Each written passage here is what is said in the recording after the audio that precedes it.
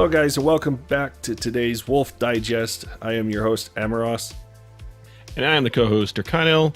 And hey, why don't you take this one? Sure. So we're going to start and talk about the Galaxy S10 as you can see.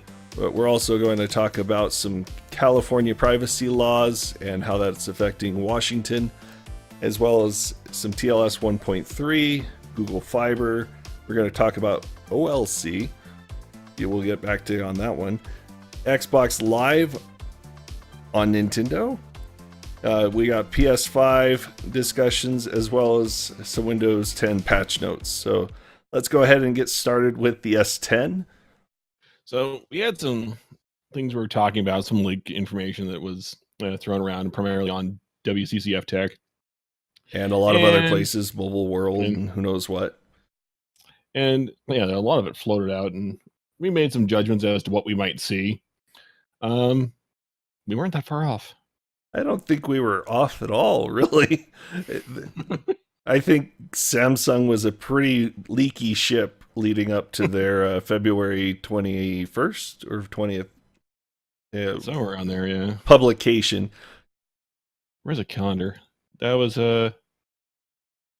they were doing their little announcement on the eve of the 20th, I believe, and so yeah. It's one of those gray areas depending on what time zone you're in.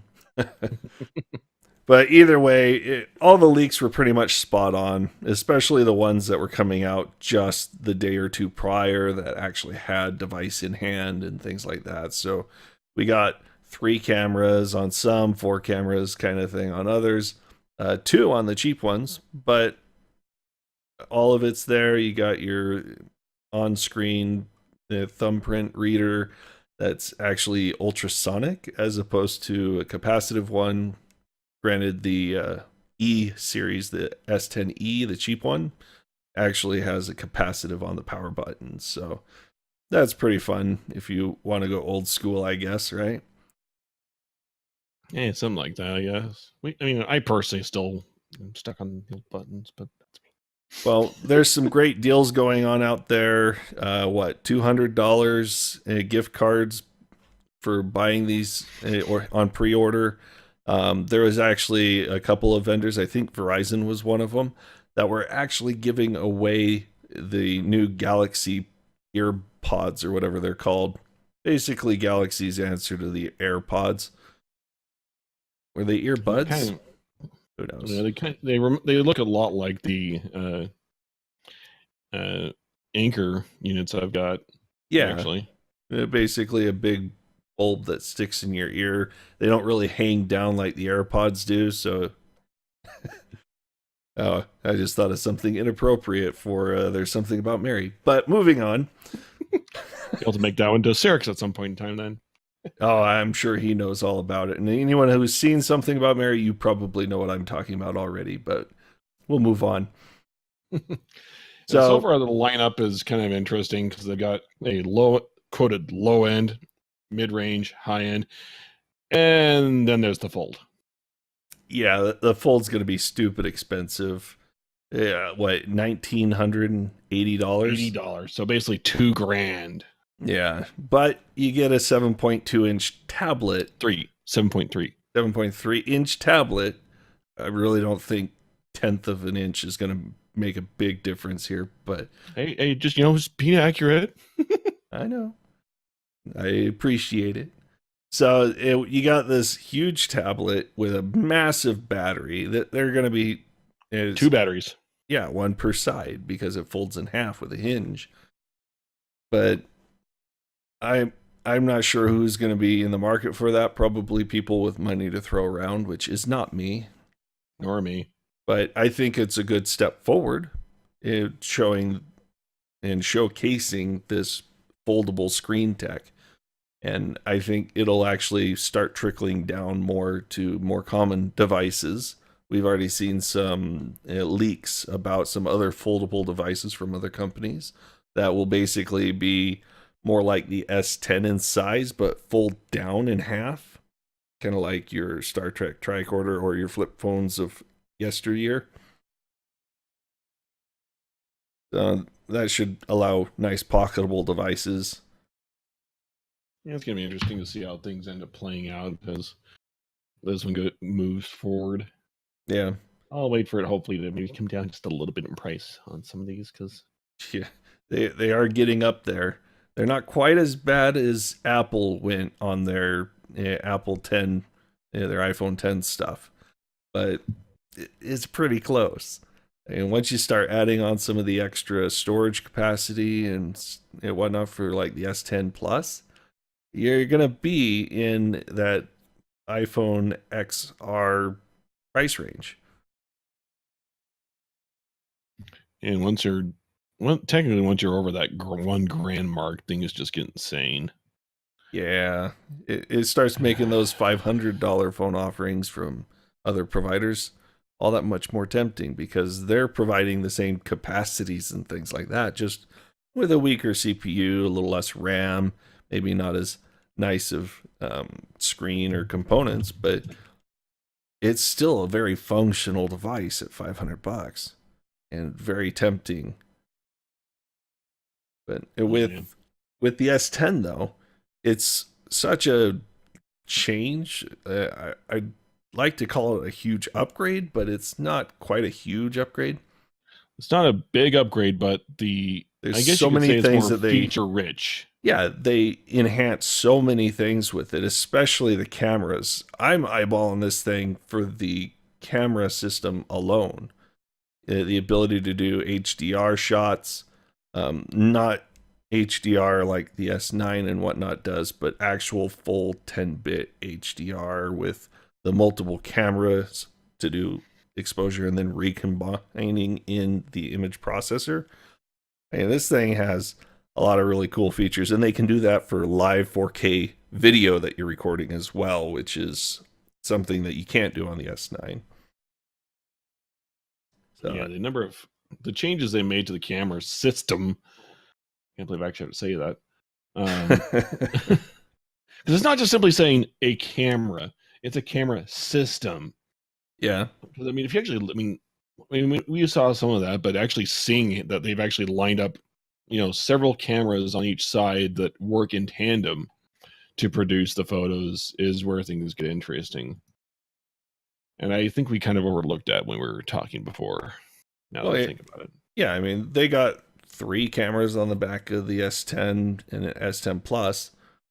Those are all utilized seamlessly to take the pictures, and they're also used for depth detection. You can upload them to the cloud and actually post-process them to change your focal depths.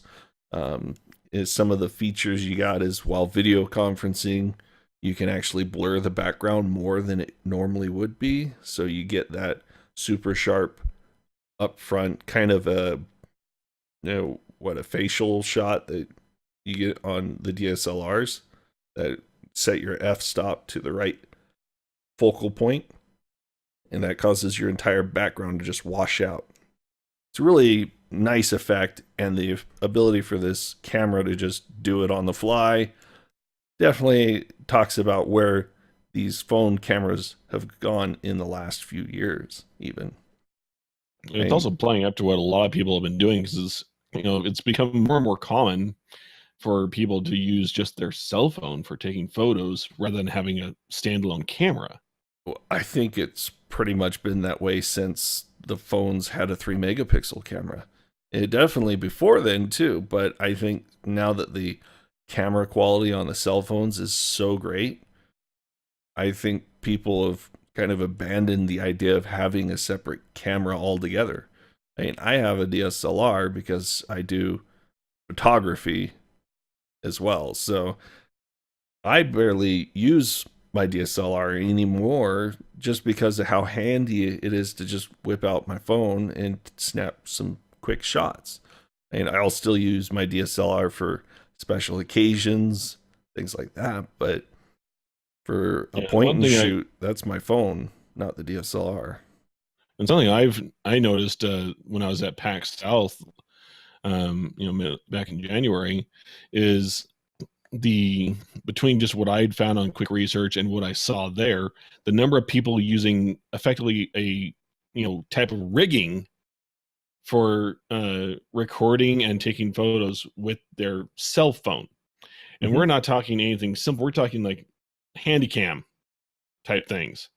Yeah. So two-handed thing with a light mount, the camera in the middle, set extra microphone, other bits attached to this thing, all feeding into their cell phone Mhm. rather than just using like a DSLR or some such.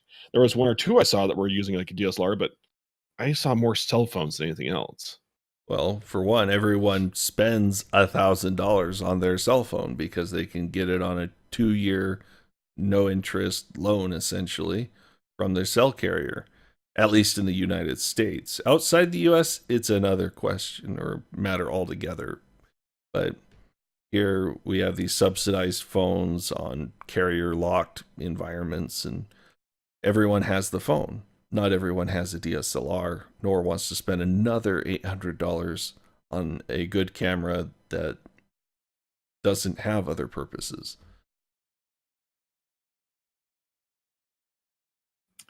And then there's also the change in storage that the S10 is going to allow. Oh yeah, I mean, allowing all the way up to a terabyte of internal storage and supporting 256 gig SD cards, it, that's a phenomenal amount of space. I mean, I feel the constraints with 128 gig in my current phone. I have 64 on the phone and 64 in a card, and I'm pretty much max capping all of that right now. But I like to carry a lot of media with me. I travel, and so I have um, movies, TV shows, that kind of stuff on my phone, so I can watch them on the plane. It's just there at hand. I barely even carry around MP3s or anything like that anymore because you got online streaming. But if you're worried about your data usage, which I am because I'm on a data limited plan, then it's best to have all that content on your phone with you. And with 4K video recording, it's going to start eating that up even worse. And with these cameras, I can see each individual shot probably taking 10, 12 meg easy. And that's probably conservative. You talk about doing your 4K recording with all this extra feature that they do, and you're talking 10, 20 MIP just for your video stream. Well, I don't think we've actually heard an official statement on this, if it's going to be on the S10 line or not. Maybe the Fold. One thing that Samsung let go of over the last little while here is the new storage technology that they're going to be bringing out here. Yeah. Very possible it could just be in the S10 lineup, but I mean, we've been operating on Well, like what's been called like EUFS like 2.1 and maybe a little bit older, well, and when we have a EUFS 3.0. 1.0 was introduced in the S4. It was actually one of the main reasons I was eyeballing that phone so hard because I had an S3 before, and I normally don't just do a 1-year upgrade cycle. But the S4 had UEFS or EUFS 1, which had double the speed of the storage that I was currently on with the S3. And so having that potential is very tempting. But they're And now we've actually, got the 3.0, which is going to allow for that 1 terabyte mark. So yeah, currently, it's considering that it might, or there's considerations that we might see that in the Fold. yeah, that's pretty much the only phone that's expensive enough to put this in because it's brand new, just started coming out. I don't think they're going to have it mainstream until the end of the year, maybe with some kind of mid-cycle refresh of the S10 like they do with the A series. You know, not sure if you're familiar with too many of the alpha phones that Samsung drops I around the love same them, time. but haven't cared. Yeah. I'm thinking they're abandoning that idea for the most part and more focusing on notes to go against the Apple products that land in the fall. But I definitely think we'll see this on the Note. I almost would guarantee it. And it's nice to have something that has an increased read and write speed, especially on the sequentials. Yeah, It'll make the device operate a lot faster, especially when you're dealing in larger file sizes, so such as your 4K video. yes, and these things, I mean, you're talking like the 1 terabyte die that they have, and you're going to be up in the 2.1 gigabytes per second of sequential read, and you got 410 megabytes per second sequential write, which would be your video writing.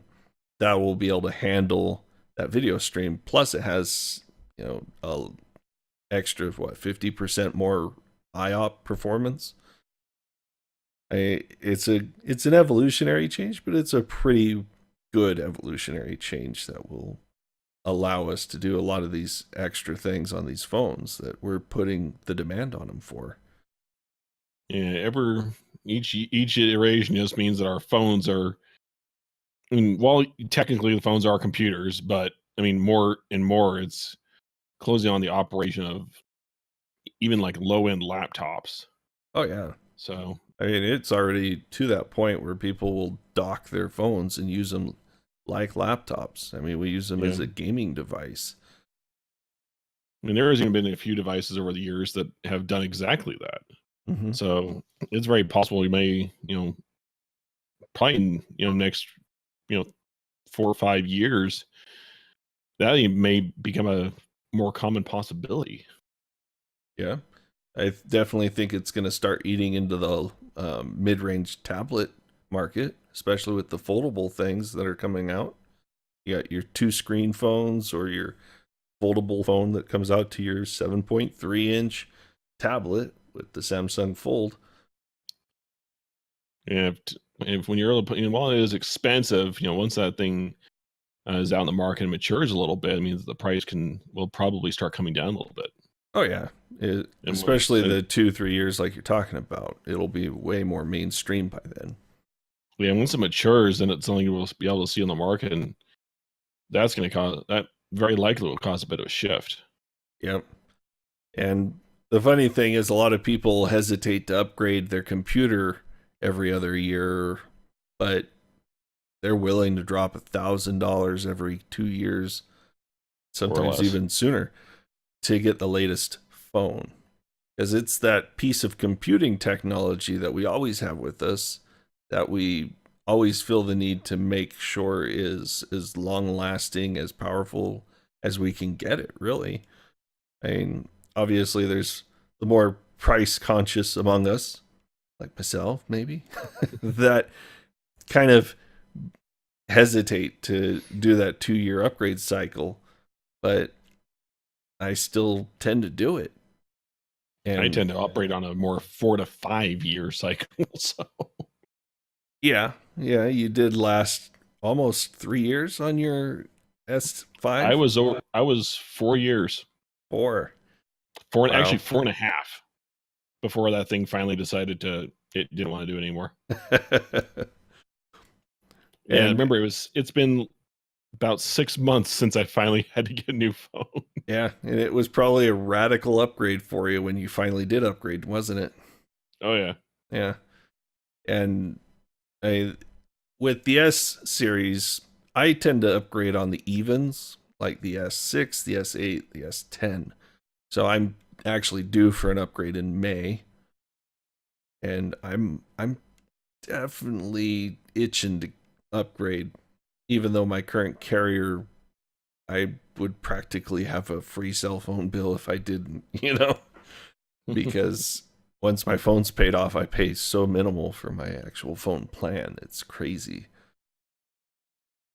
But I think a lot of other people have seen that this is such a good upgrade that they've probably upgraded their S7, their S8 already. The S9 people are probably highly tempted to upgrade to this S10. And it shows too.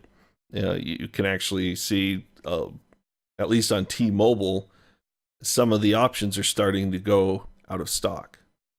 They're actually sold out on pre-order.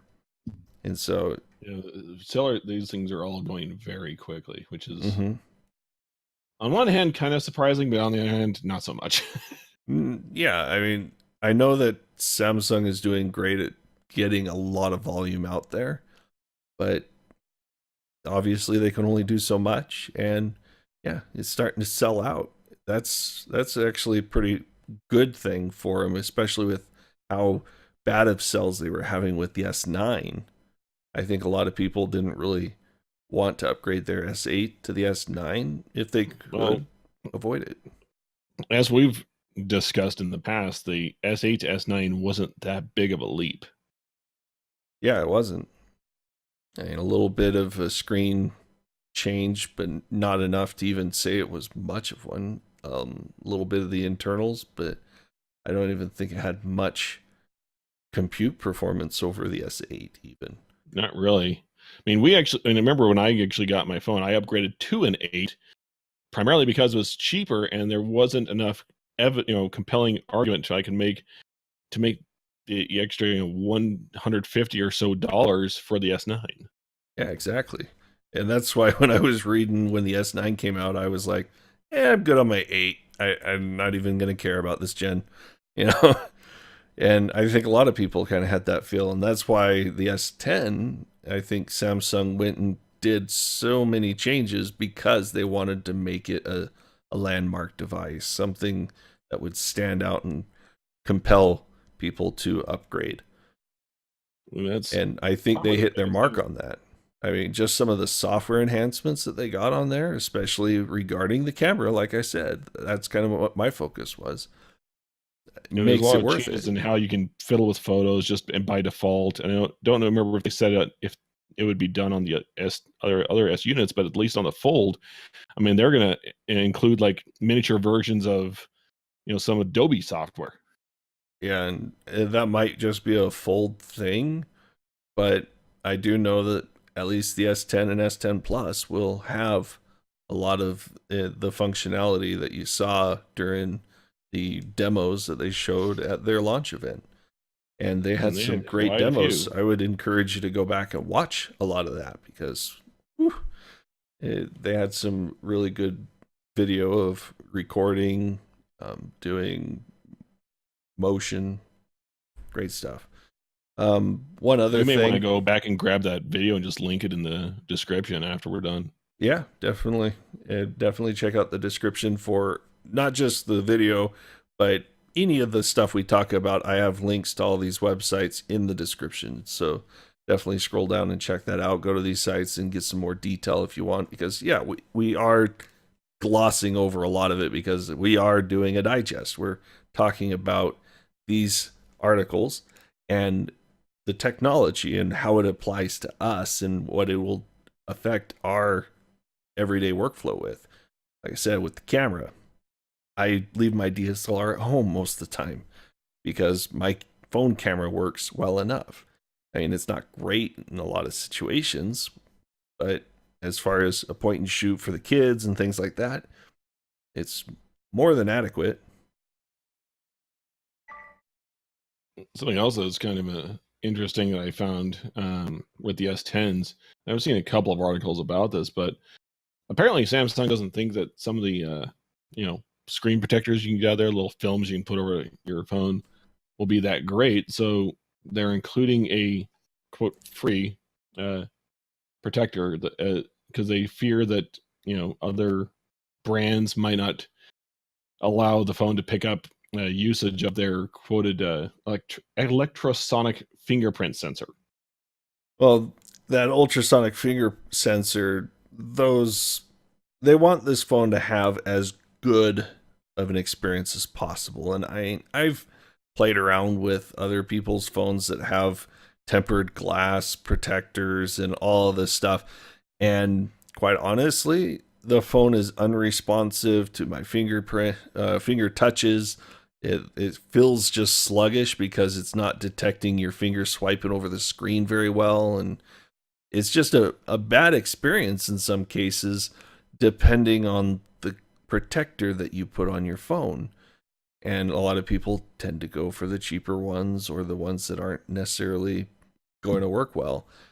But Samsung is kind of cutting that off at the pass and providing that screen protector from the factory pre-installed, so you don't have bubbles and all that other stuff either, but a protector that they know will work flawlessly, at least I hope so, with this ultrasonic fingerprint sensor.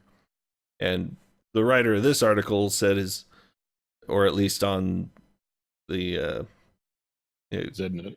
Yeah, the ZNet response on Twitter from this Matthew Miller guy says that his screen protector from Bodyguards is working fine with no opening for their fingerprint or anything like that. So there are screen protectors out there that will work, but Samsung is making sure everyone gets one that does work, so you don't have that kind of poor experience making people think that it is the phone.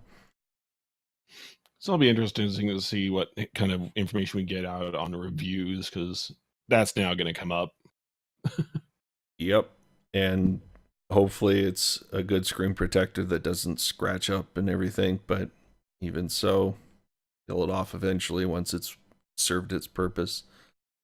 Then I find a replacement, or apparently Samsung will offer their brand of replacements for about $30. Which is an option. Expensive. Yeah. But that's also trying to avoid the cheap ones that may not work so well. Yeah. Yet So to be determined. Yeah, again, wait and find out. All right. So I think we've dwelled enough on the S10. Let's move on to the next topic we got here. We got quite a bit of log to go through. Basically, this one is about internet privacy. California actually passed a new law that was kind of rushed, I guess. Not in a bad way, just it was kind of extraordinary on being a last-minute compromise that got pushed through and turned into law last year. I think it's going to kick into effect in 2020. And so, yeah, the California Consumer Privacy Act of 2018. So it's going to impose penalties and fines. It's got a whole lot of requirements saying that if a company has data on more than 50,000 people, then it's got to do a lot of stuff. Think of it kind of similar to the GDPR that passed in the Eurozone, but maybe not quite as stringent as that. This has got a lot of tech giants kind of worried, because obviously if states start passing laws independently, it's going to cause a lot of confusion and almost chaos in what a web provider needs to do to stay compliant with all these state laws, right?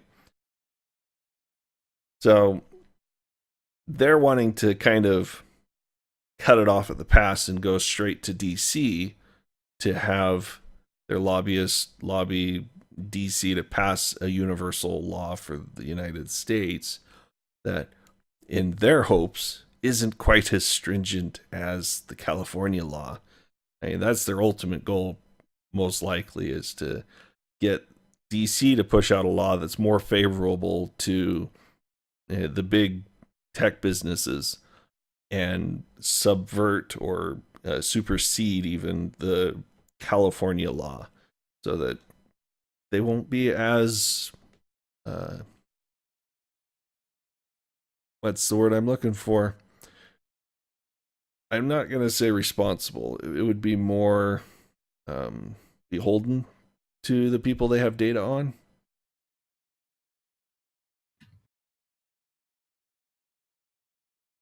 So, you're the one trying to wordificate this. I know it's hard to pick the right word because a lot of words are taken differently by different people. Trying to find the right one with the right definition. Basically, these tech companies, they have a responsibility to be responsible with user data, and they should be as transparent as possible with what they do with it. I mean, a lot of people use Gmail. They know full well that Google will read those emails electronically with AI and basically build a profile so they can target you with ads that are relevant to what you want to see. Because if you're not old and need AARP or something, why are you getting ads about AARP, right? So they want to make ads more relevant to you in hopes that you'll buy some of the things that they target you with. And you'll get ads that actually mean something to you that's not totally out in left field. A little bit of what I wanted to read from this article, though, was these bullet points here. They're talking about individual rights that they believe, being the Business Roundtable, believe that customers should have over their data. And that's the right to transparency of the company's practices, who they sell their data to for third parties, things like that, but also give users the right to exert control over that data and whether that data can be sold to third parties, and also the right to access and correct inaccuracies in personal data. So if they have the wrong age for you or something like that, but also the right to delete personal data. Now, that may sound like a privacy advocate stream, like they say here, but there is some caveats to what they're wanting to push through. They want to ensure that the data remains in the hands and controls of the company, or the companies that have that data, and they're the ones that get to decide how it's disclosed or amended and what constitutes as inaccuracies and what kind of rights individual users will actually get. And of course, the fines for failing to adhere to the law, they want to probably try to minimize or eliminate those as much as possible, maybe with some kind of best effort clause or something of that nature. But I can kind of see it from both sides, where they want to maintain some kind of uniformity, or globally apply this law to all the states so that they don't have to do all of the nuanced adherence to these policies depending on how one state words it versus another.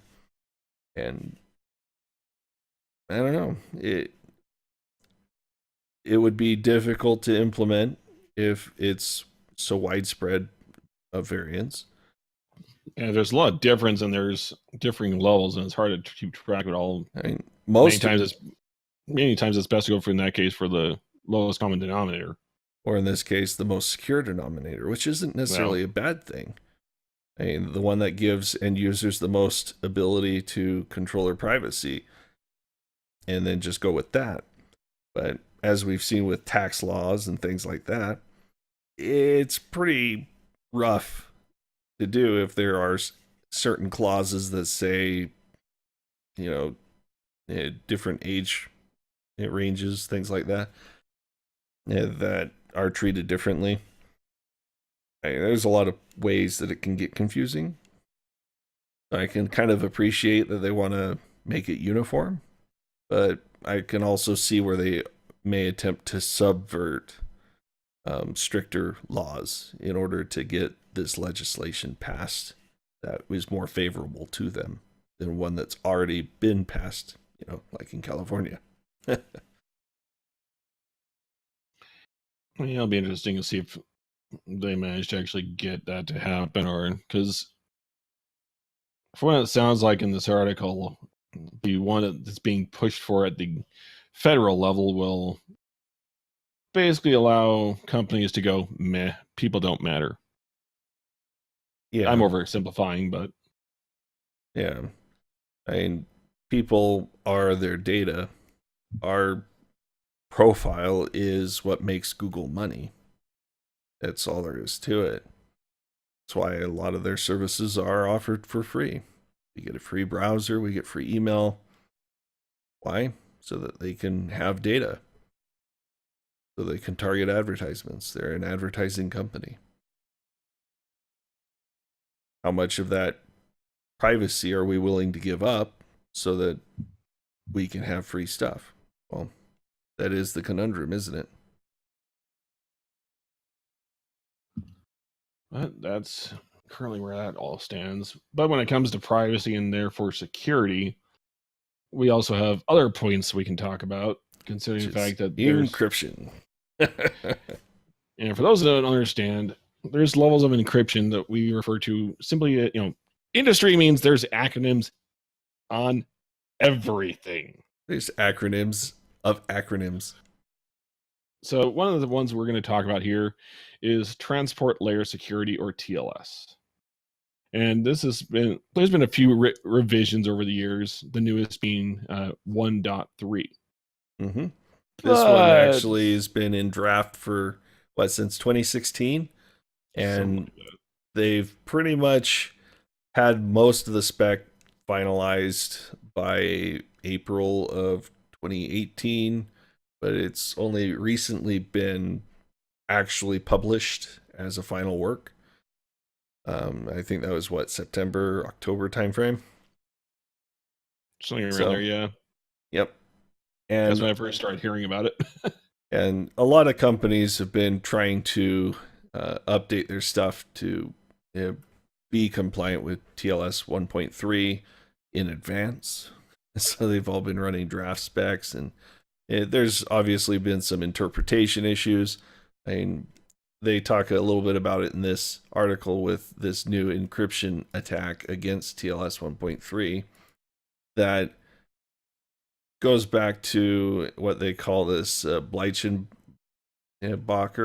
Yeah, I think that's Bleichenbacher Oracle attack.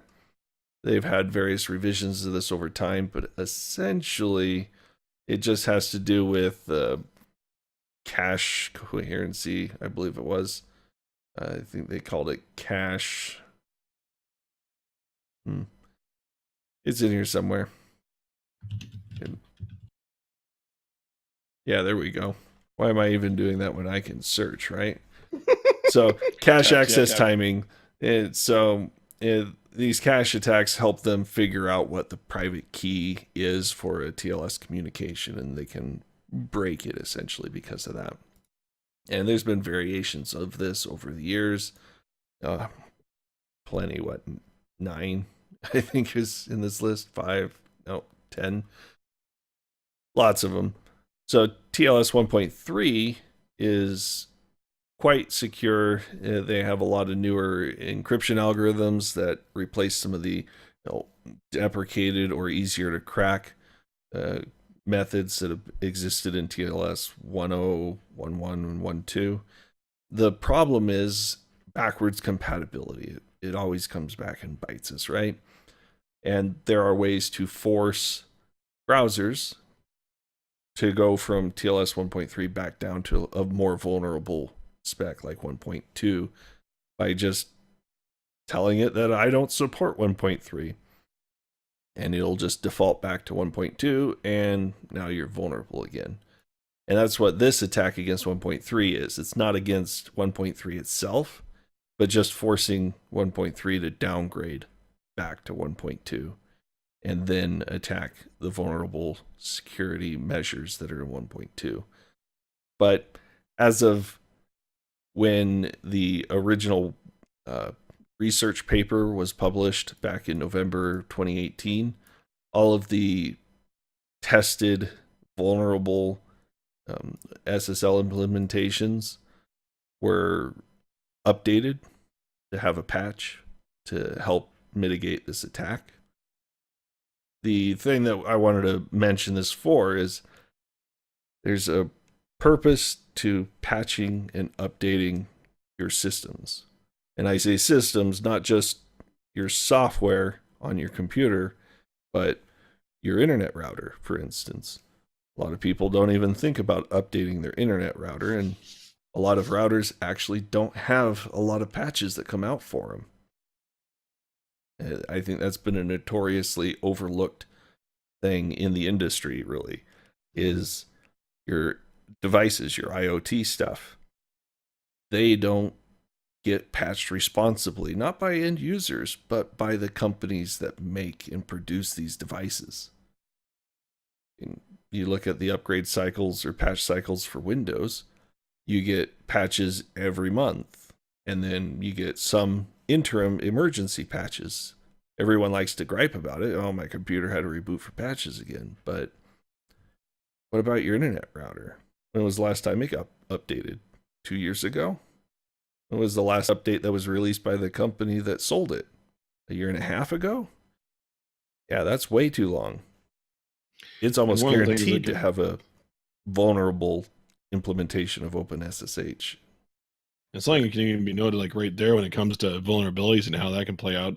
I mean, just to step back or off to the side for a second.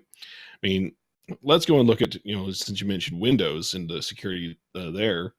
I mean, take for the fact that beginning next year, Windows 7, which is still one of the more commonly used versions of Windows, is losing all further security updating. Yeah, it's going end of life. It's already end of feature life. They've stopped producing feature patches and fixes for it, what, a year and a half ago? At least, yeah. Well, But yeah, maybe a year January and a next couple year. months ago. Yeah, but January next year, Windows 7 is no longer supported. Yeah, it will stop receiving all patches except for, like they did with XP, extreme emergency patches of something so catastrophically fail sauce that they must put out a patch just to save the holdouts. So, but for a lot of companies, this means beginning January next year, they have to get off that version.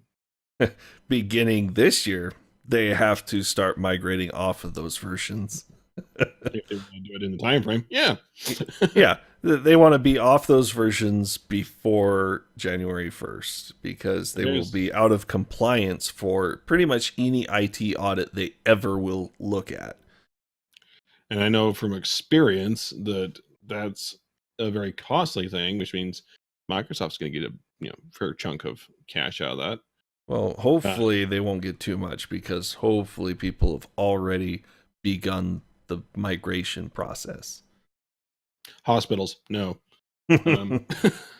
Yeah, all that old software that doesn't really run on the newer stuff, right? We had I recently, I don't know who or where, but I was told there was a server that was still run, or one of the servers at a place was still on 2003. I'm not. They're finally upgrading it, but it's like, are you kidding me? I'm going to remain silent on that topic.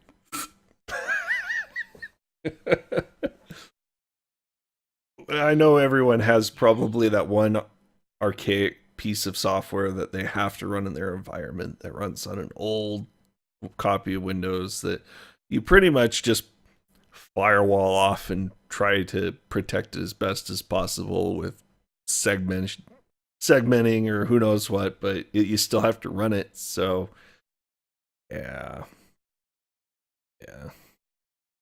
I know how that goes. But in relation to updates, one thing I did want to mention, and it is something that I have to deal with being a firewall admin. When you're looking at firewalls that do decryption, so they basically do SSL inspection for enterprises so that they can see what you're searching on Google as well as downloading from your email so that you're not downloading a virus or you're not clicking on a phishing link in your email. That inspection that they do, it has some problems with 1.3, at least with a few vendors. Cisco, Palo Alto, and I think there was one other that were going to have a problem because they had, like I said, not complete or improper implementations of the TLS 1.3 draft. And they did issue patches, all of them have issued patches that you need to keep up to date with. If you're not updating your firewalls on a regular basis so that you're running the more secure and also patched versions of your firewall, you're going to have some problems because Chrome is pushing out 1.3 pretty much as the default. They were going to do it in 7.0, but they had to push it off because of these bugs in some of these security appliances. Yay, bugs. And I think it's still being pushed off. They pushed it off to 7.1 as of when this Reddit post was 4 months ago, but I still think it's being pushed off until 7.3 because they need to make sure everyone's up to date, or else it's going to break a lot of the SSL decryption and cause enterprises a lot of issues if they haven't been regularly going through upgrade cycles for their SSL inspection devices. And that's a very disruptive thing to do. So they obviously need to schedule it and all that. But especially depending on the level of requirement or care required. Yeah. But I know that with other firewalls like Sophos, they do SSL inspection as well. And I think theirs was implemented properly, so they're not on the list. But it just goes to show that there are concerns with not just your encryption and whether it's implemented properly, but also what decryption actually does and has connotations for. There's a whole lot of SSL TLS hops in an internet connection, especially when you have SSL inspecting software in between, and there can be a lot of room for mistakes. Not the least of which is whether your upstream certificate is valid, even, and how you're going to convey that to the end user that's trying to access a site that has a broken SSL certificate, either because of misconfiguration or a legitimate attack on that website. So lots and lots of privacy issues stuff out there, especially with big changes like TLS 1.3 that all have a knock-on effect, and hopefully everything gets ironed out. It looks like it's going to pan out pretty well, and I think it's kind of nice when browsers like Chrome are kind of forcing the issue and making everyone be accountable, right up to and including enterprise device admins, making sure they keep up to date on their patches and that they're not sitting on some preferred or safe version of software that is vulnerable but stable,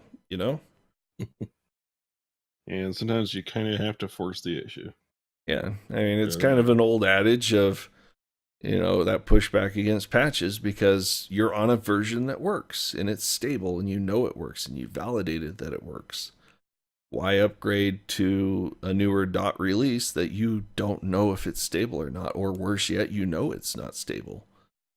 But if that newer version is what you have to move to get functionality and not break due to security changes in the field or new vulnerabilities that have been patched, you're kind of between a rock and a hard spot, aren't you? Well, going over to that, how about we talking about rocks and hard spots, right? Yeah. Google Fiber. Oh, everyone wishes this was in their neighborhood, right?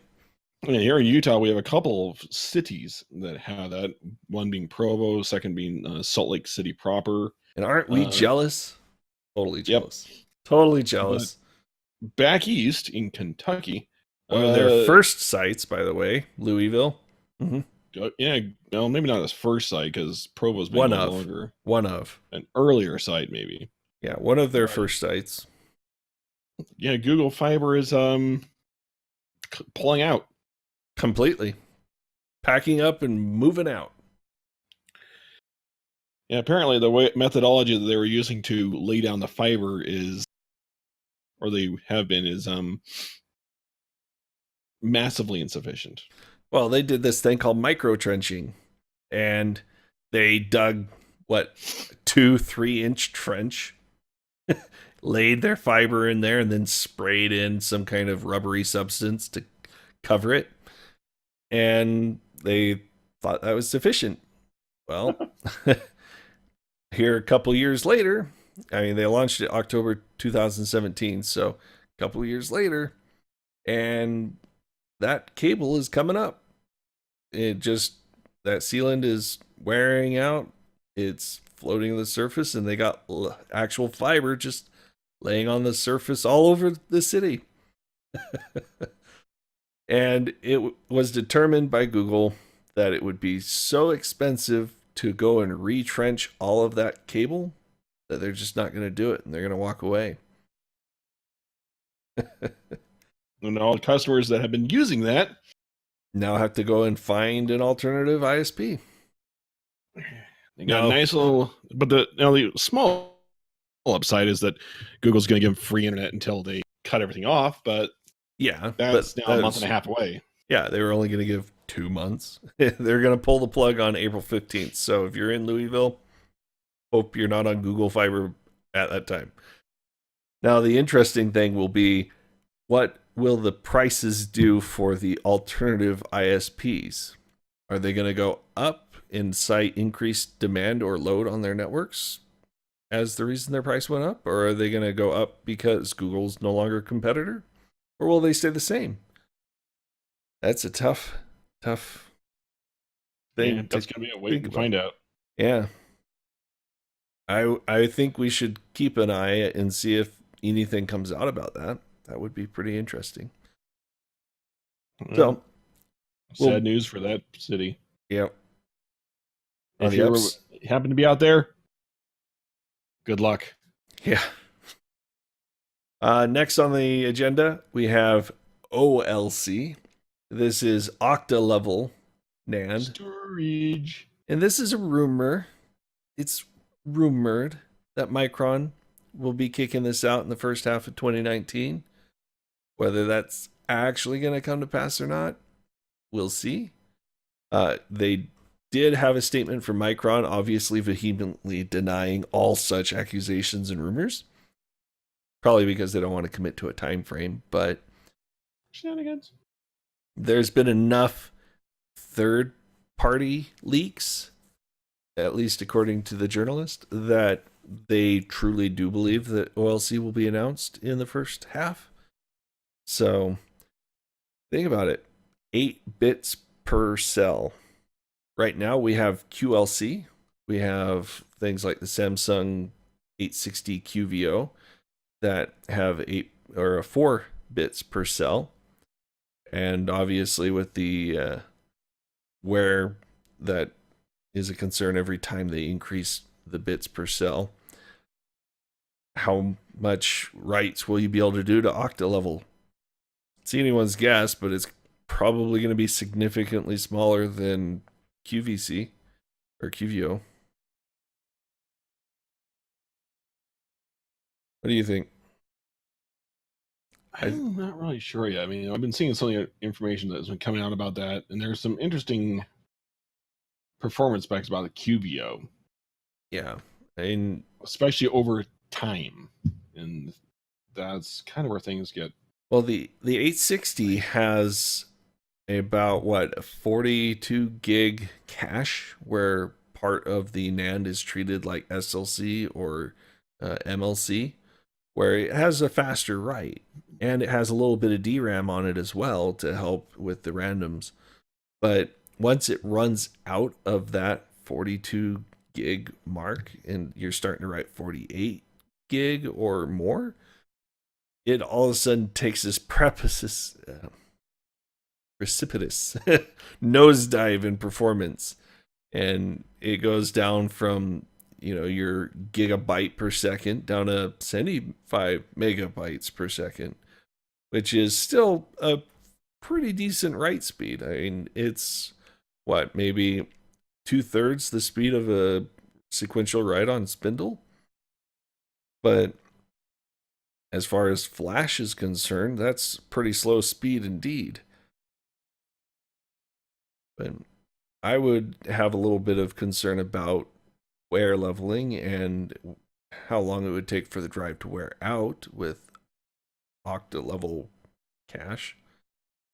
I think it would be just like when the QVO came out, applicable for high read intensive environments. So your gaming drive, for instance, would probably best benefit from one of these.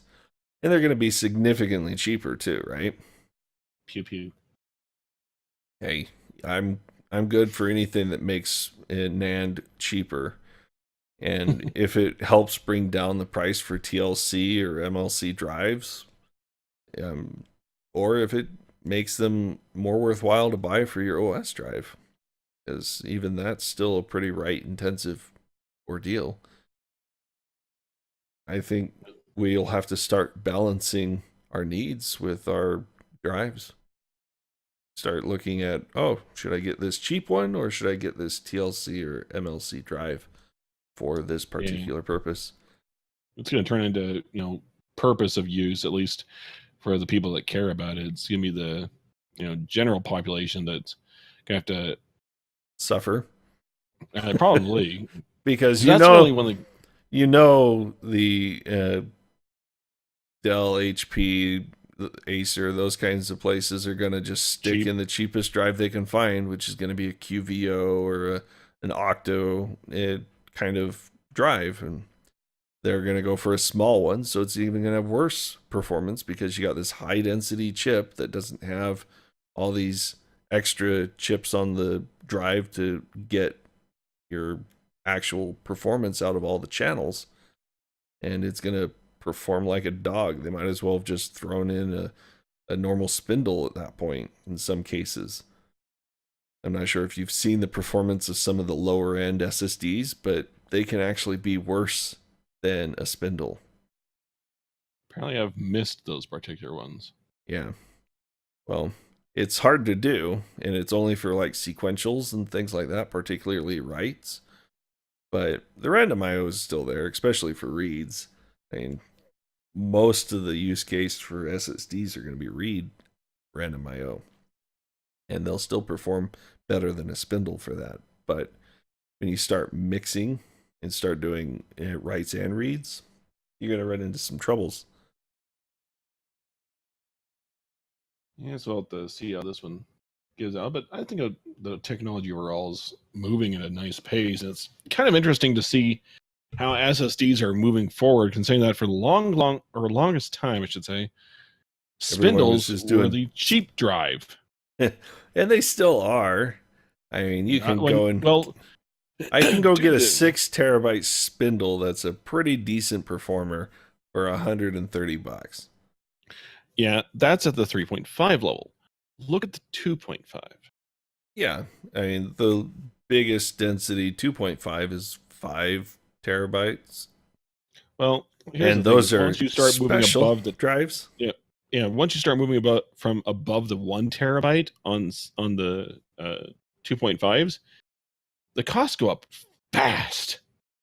Especially when you go over the 2 terabyte range. And it goes up even faster than SSDs at this point. I should know.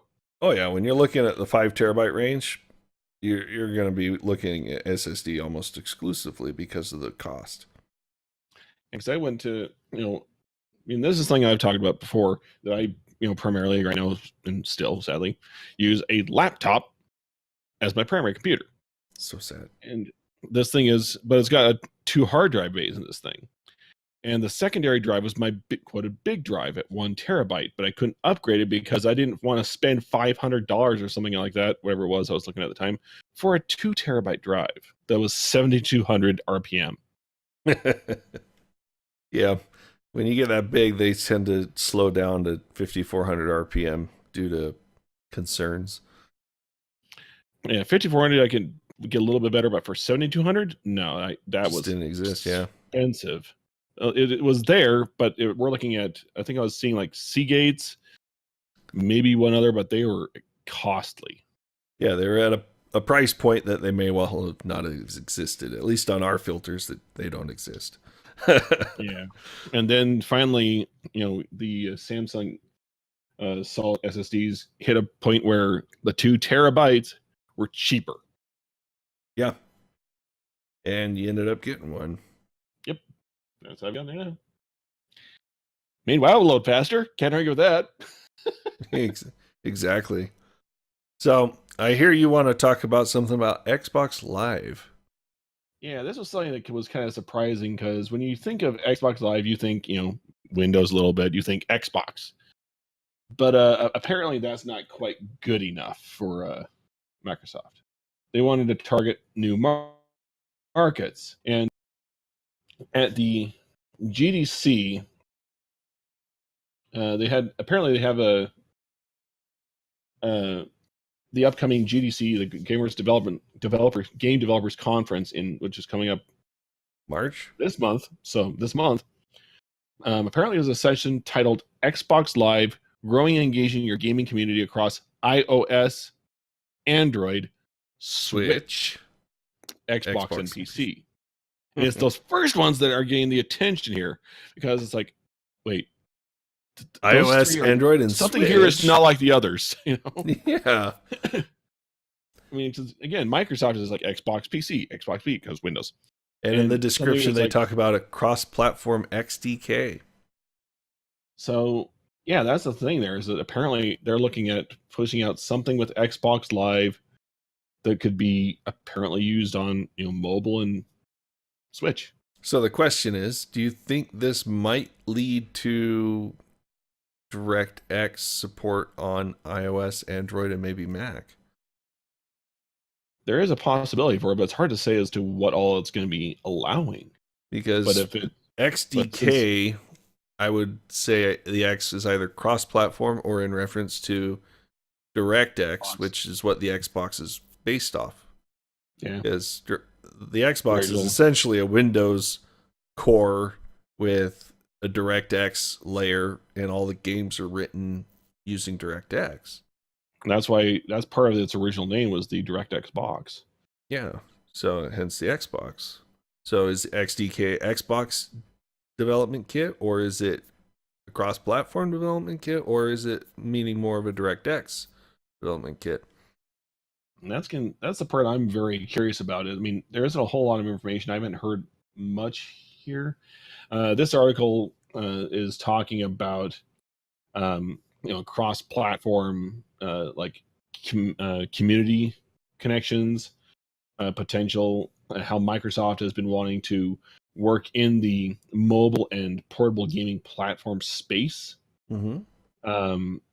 And so it's very possible it could just be something as simple as that. However, like you're saying, it could also mean that we could start seeing games built for Xbox Live have that potential of being aimed at alternate platforms through this or by way of this XDK. Well, I see the potential if they had a DirectX runtime for Mac to be a game changer. And there's a lot of people that are on Mac that would pretty much kill to have some of the PC game options that are out there. They boot with parallels into Windows and play their games in Windows and then boot back to their Mac OS. And the purpose of parallels, so they can play games. Yeah. Unless if you're a business and then they use parallels to boot into Windows for business purposes. But yeah, I think this is going to be definitely something worth checking out when the GDC lands this month and see what comes out of this. I mean, I think it's pretty exciting.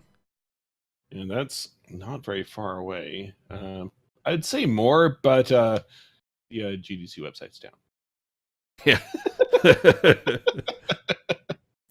So the one thing that wasn't mentioned in this list of platforms is the Sony PlayStation. So let's talk a little bit about PS5, shall we? It's a little bit while back.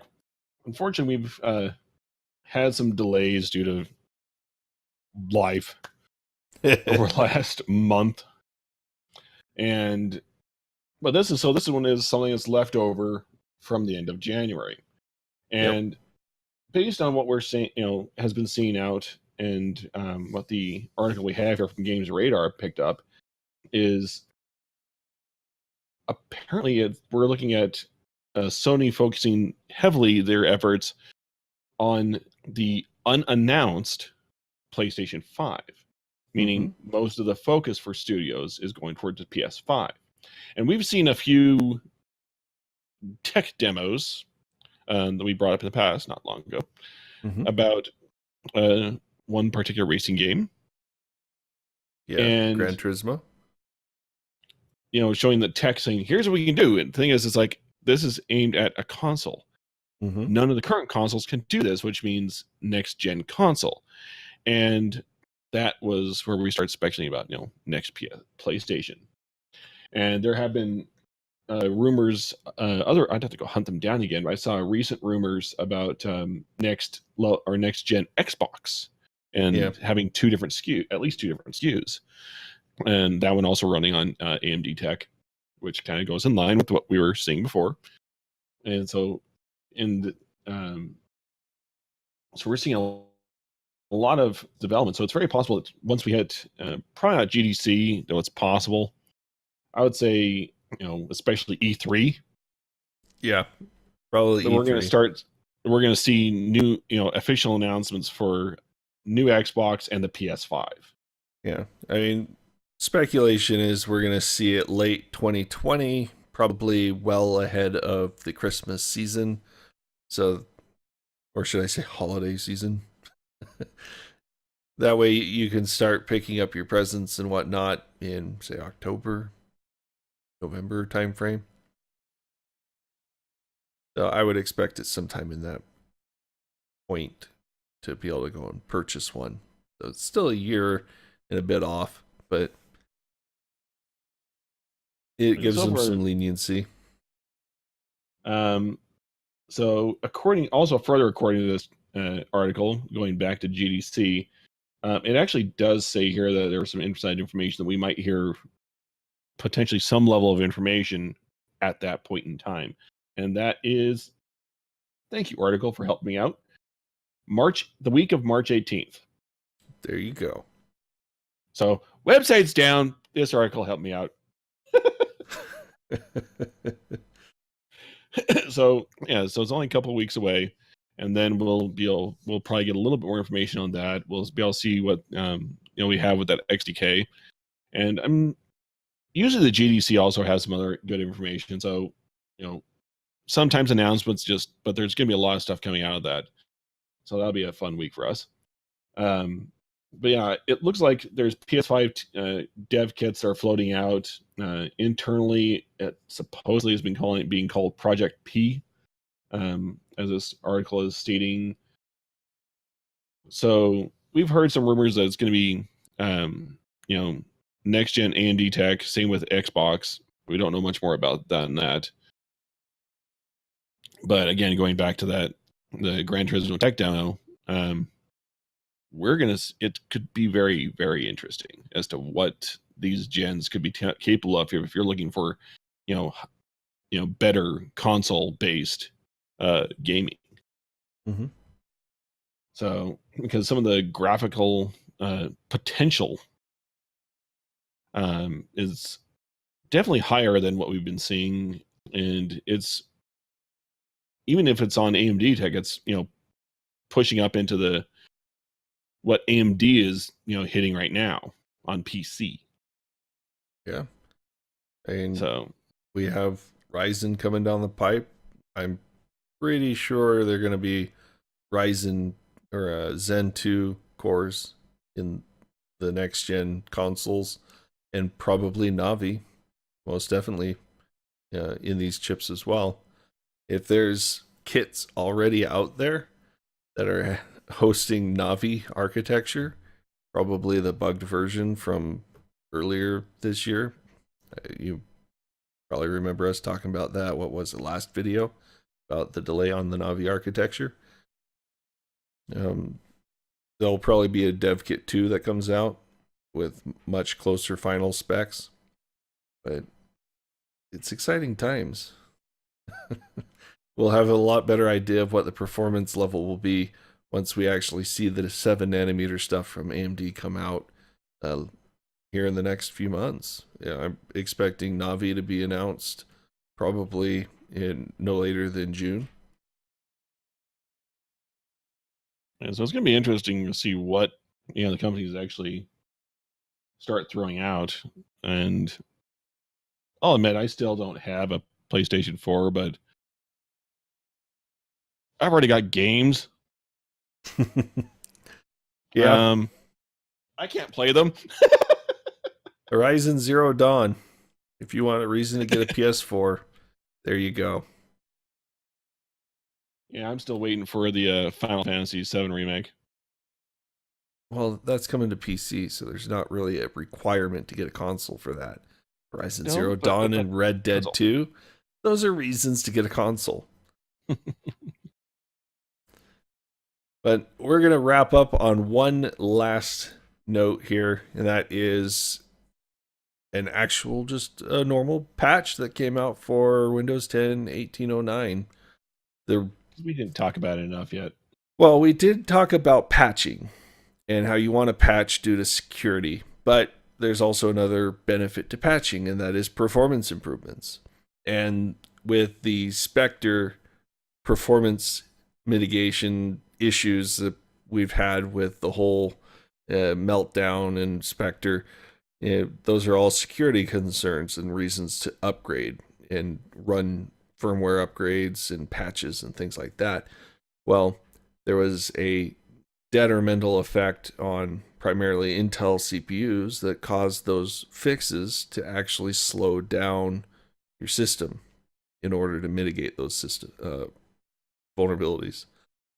Well, this patch with 1809 is going to supposedly help improve that performance, mainly because it enables retpooling, a really effective means of mitigating Spectre variant 2 and eliminating some of the need for the performance affecting mitigations for Spectre variant 2.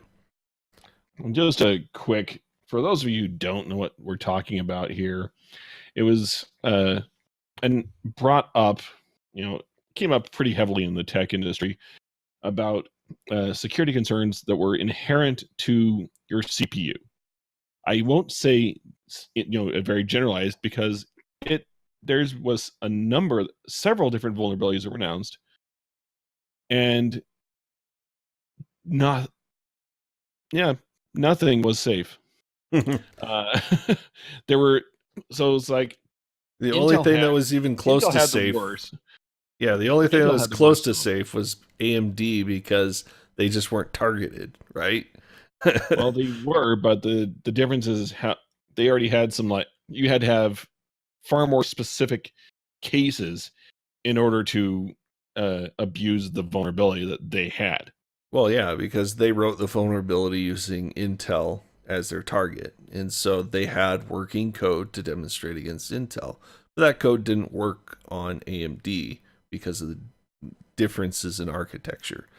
And so they theorized that if they spent time and actually developed code for AMD, that they would be able to make AMD vulnerable as well. But, by the time that even came out, both Intel and AMD had some mitigations that they could throw out. AMD determined that they didn't need as many mitigations as Intel did, because some of their architecture design was a little bit more forward thinking, I guess you could call it. Part of theirs also required that in order to activate the vulnerability, you basically had to be, physically at the system. Yeah, that too. Whereas Intel, they had their meltdown that allowed you to do it remotely through JavaScript. And it's always fun when someone can pick out everything in in the memory of your computer across the internet from a web page. Yeah, definitely scary stuff.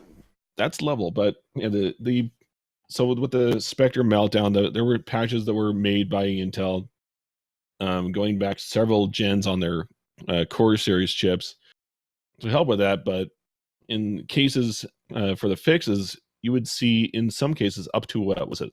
I think I heard like a 30% in some cases drop. In some cases that heavily utilized the functions that were being targeted, yeah, it'd be a 30% drop.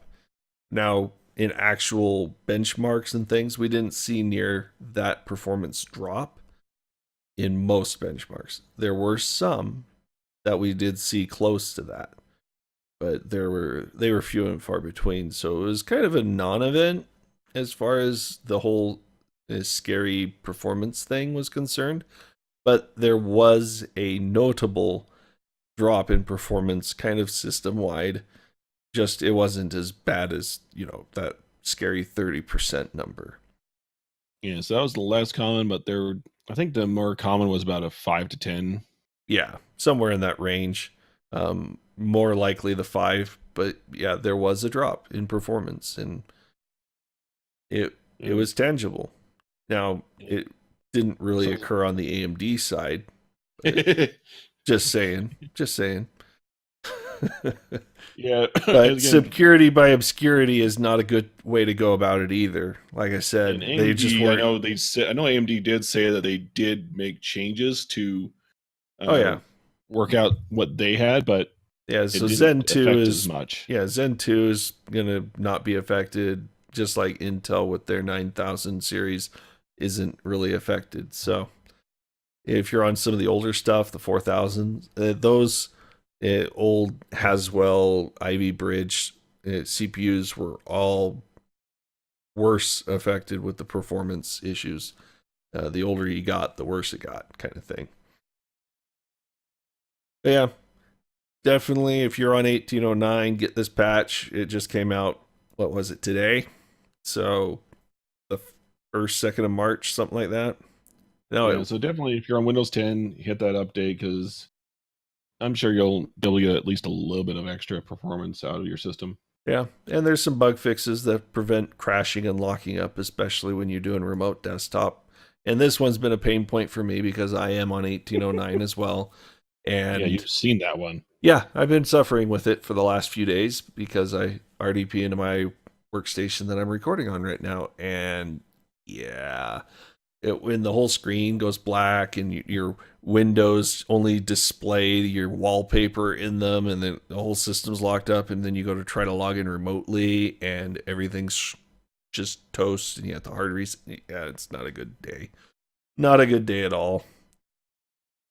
Yeah, so this one, where a lot of the patches they're more just, adding or just changing stuff, this is primarily just bug fixes. Yeah, and it's a long list at that. Yeah, so, is this article all of it, or is there more? I think it's a copy paste of pretty much all of the bug fixes, but there's a lot of them and they affected me directly, so I wanted to call it out, especially with the Retpoline enabling. That's going to give you the performance improvements on Intel CPUs. So always good to give a shout out.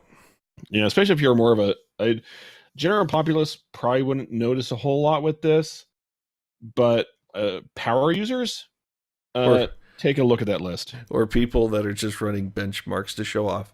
One or the other. But all right, I think that'll wrap us up for today. Thank you guys for watching, and thank you, Terkanil, for co-hosting with me and being a good sounding board. And we will see. Yeah, just make noise. And we will see you in the next one. Be sure to like, comment, subscribe, and we will see you later. Have a good one.